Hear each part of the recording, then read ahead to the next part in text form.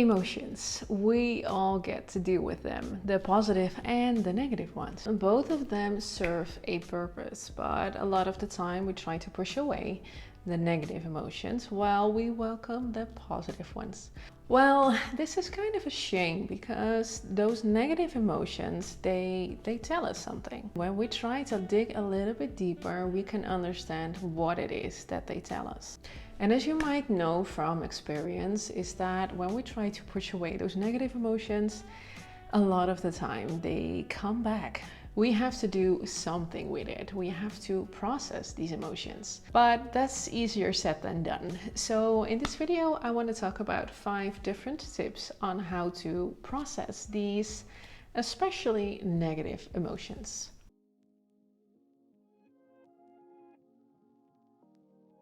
Talking about it. Yes, it helps. And yes, it can be scary. You have no idea how many times clients said to me, it's in the past, or what is talking going to do with it? What is talking going to fix or do with my emotions? So why should we talk about it? But let's dig a little bit deeper into the why. Why does talking help? They sometimes also say that talking is a way of clearing our minds, and they don't just say that. It's because when we talk about our feelings or our emotions, this is a way of verbalizing the way how we feel inside. A lot of the times we don't know what it is that we feel. We just feel this kind of annoying feeling, or we feel that we're upset about something, but yeah, we just can't seem to have the right words for it. But it is annoying us. So when we talk about it with someone else, we give words to our emotions. And it's that process that giving words to our emotions is the process of dealing with them. It's the processing of the emotions. Let me explain a little bit how it works. And I find this very interesting. So it's a little bit nerdy, but it's cool when we understand why talking helps, right? We all know the amygdala, I think. And the amygdala is this center in our brains, and they always call it, it's kind of an almond-shaped center, like we have 2 centers, left and right part of our brain. And the amygdala is the part that's responsible for emotional processing. And what the amygdala does, it processes information and then it categorizes it as pleasurable or as threatening on the other hand. If we categorize information as harmful, then the amygdala produces something that is called the fight or flight or freeze response. So that's a very automatic response. And this automatic response, it's a good thing in general, because if we first have to think about it really carefully, if something is threatening, yes or no, then if it is threatening, like for example, I don't know, a bear attacking you. We don't have any bears in the Netherlands, but if a bear is attacking you, then you don't want to think about it for a minute, like, is it threatening, yes or no? You just want to react immediately. But when we try to skip that process of the amygdala, like checking if it is threatening, yes or no, so when we try to suppress or ignore these negative emotions, then what happens is that these experiences get stored like unchecked, so we didn't do anything about them. So what happens is when we talk about our problems is that the activation in the amygdala, so remember the amygdala is the alarm center kind of, is that it decreases activation in this alarm center and activation in the prefrontal cortex increases. And this is the part where we try to give meaning to the things that happen to us. So that's the part where the processing occurs. So we'll move away from the activation of the amygdala, so the activation of is this threatening, yes or no, and we move to the activation of the what does it mean for us? What can we do about it? What does it teach us? That's why it is helpful to talk about it. And then on the other hand, we also have oxytocin. And oxytocin is this chemical that's being released when we feel a bond with another person. So when you talk about your problems with someone and you feel a connection also with the other, or The most important thing is you feel heard and understood, and someone is taking the time for you to listen to your problems. Then it releases this chemical oxytocin, and they also call it, or you might know it as the love hormone. And when you talk about your problems with someone else, this chemical is being released, and when oxytocin is released, you feel happier and more relaxed also as well. So that's another reason why talking about your problems actually works.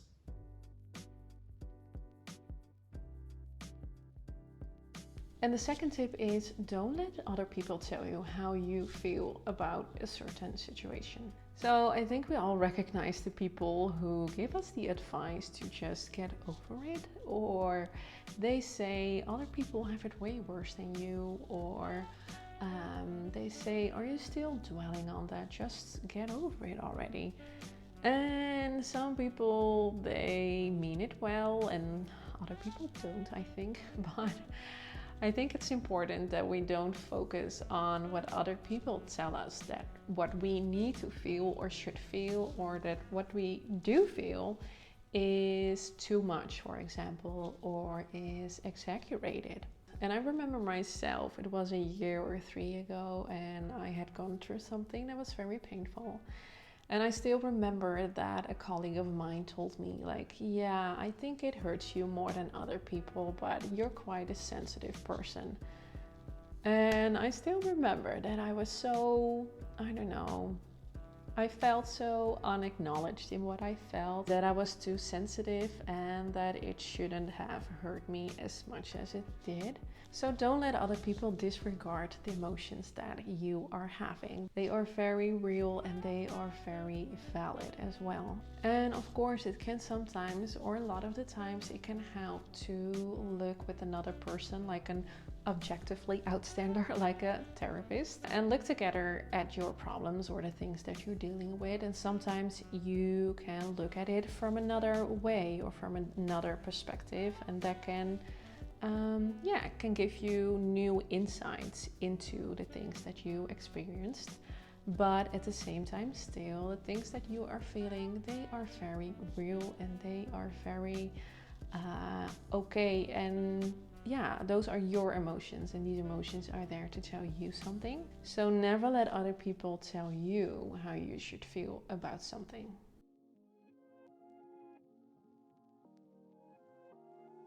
And the third tip is, don't set a time frame for yourself to work through your emotions. Emotions are just there as long as they need to be, and I know we don't like them a lot of the times and we want to get rid of them, but we can't predict how long it takes for us to process through these emotions. And I myself am guilty of this. So what I did before, for example, is that when I felt angry or, for example, heartbroken, I told myself, okay, you get 3 months to get over this. But of course that didn't work like that. It's not that you can mark something on your calendar and say, okay, in 3 months I'm just done and I'm back to my old self. We have to do something with these emotions. And as I said before, the longer we ignore it or we try to push it away, the more intense often they come back to us. We have to actively engage with these emotions, and also, like I said before, we have to talk about it, or we have to write about it, or maybe you feel the need to cry a lot of the times, or maybe scream, or maybe working out is also a form for you that works besides talking about it. So it's important to explore these emotions, to actively engage just as long as needed, and you will notice that after a certain amount of time you feel that these emotions will be a little bit more lighter or softer, or more bearable. So don't set a time frame for yourself, but allow these emotions just as long as they are needed.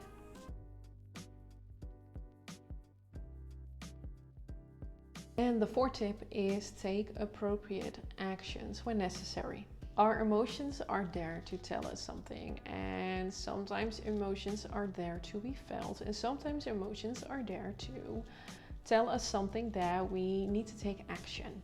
Maybe you need to address an issue with someone who made you really angry, or maybe you need to tell someone that they crossed a boundary. So try to explore what these emotions are telling you, and I know that's easier said than done because they can be very complicated, these emotions, but it's something that we can learn. So again, when we actively engage in these emotions and we actively try to explore what they tell us, then we get better at it after a while. And again, it takes time and practice to understand what they are telling you, these emotions.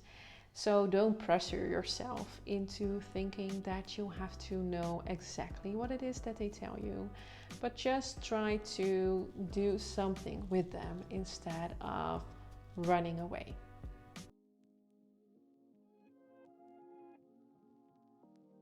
Okay, and then we're on to the fifth and the last tip, and that is to take extra care of yourself. And I know it can be quite difficult when you're not feeling your best to take care of yourself, but it's so important to do because when we do, we feel more resilient also. A lot of the times we're mentally more clear when we eat healthily and we go to the gym, for example, or we go for walks or running or do some kind of exercise.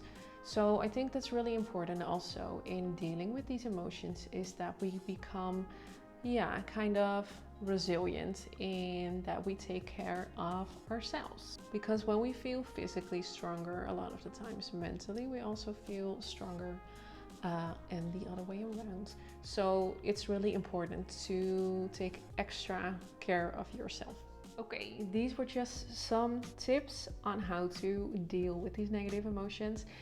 And I know we just scratched the surface. There's way more to say about this topic, and I think it's really interesting. So let me know in the comment section if you have any other questions when it comes to emotions. And it can be very broad, because emotions, the topic itself, it's very broad, and it's impossible to cover everything in one video. So let me know if there's something else you want to know or learn, and I can address it in my next video. Thanks so much for watching my video, and I hope I will see you in the next one. Bye.